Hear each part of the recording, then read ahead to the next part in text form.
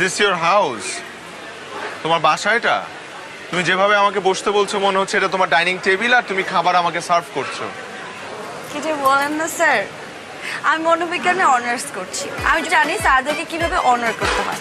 হ্যাঁ, একটু আগেই তো অনার করার নমুনা দেখলাম। কোনটা স্যার? ওই যে এই,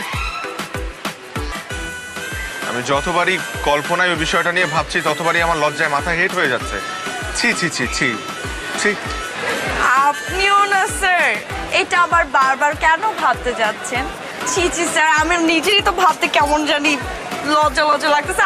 আপনি কিন্তু দুষ্ট আছেন স্যার। এই মেয়ে, আমি নকল নিয়ে কথা বলছি। Talking about. আমি আরো ভাবছিলাম আপনি যা এসব নিয়ে ভাবতেও লজ্জা লাগে। আমার মাথায় ধরে না। কি স্যার? 1 ঘন্টা আগে একটা মেয়ে নকল নিয়ে ধরা পড়লো, সে কি করে এইসব কাজ করছে?